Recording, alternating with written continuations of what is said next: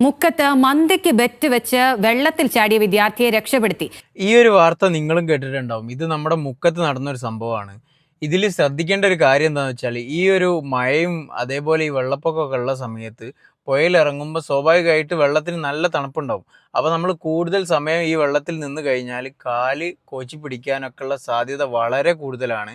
ഈ ഒരു ബെറ്റ് വെച്ചൊക്കെ ഈ രീതിയിൽ മത്സരിക്കുക എന്ന് പറഞ്ഞാൽ അപ്പോൾ ഒരു ത്രില്ലായിരിക്കും. ഇതേപോലെ ആ ഒരു സംയോജിതമായിട്ട് ആ ഒരു വഴിയാത്രക്കാരന് ഇടപെടാൻ കഴിഞ്ഞിട്ടില്ല എന്നുണ്ടെങ്കിൽ ഉറപ്പായിട്ടും മരണം സംഭവിക്കേണ്ട ഒരു കേസാണിത്. ഇത് എല്ലാവരും ഇതൊരു പാടാക്കി എടുത്തുകൊണ്ട് ഇതേപോലെയുള്ള കാര്യങ്ങളിൽ നിന്നൊക്കെ മാക്സിമം മാറി നിൽക്കുക. നല്ല രീതിയിൽ നീന്ത അറിയുന്ന ആളാണെങ്കിൽ പോലും കാലിൽ രണ്ടും കോച്ചി പിടിച്ചു കഴിഞ്ഞാൽ ഒരിക്കലും നീന്തി മുന്നോട്ട് പോകാൻ പറ്റില്ല. വളരെയധികം ബുദ്ധിമുട്ടി പോകുന്ന ഒരു അവസ്ഥ വരും. പിന്നീട് വെള്ളം കുടിച്ച് മരിക്കേണ്ട അവസ്ഥ വരും. അതുകൊണ്ട് എല്ലാവരും ശ്രദ്ധിക്കുക. കുളം തോടൊക്കെ ഇപ്പം നിറഞ്ഞു നിൽക്കുന്ന ഒരു സമയമാണ്. വെള്ളത്തിൽ കളിക്കുമ്പോൾ വളരെയധികം ശ്രദ്ധിക്കുക. ഡേഞ്ചറാണ്.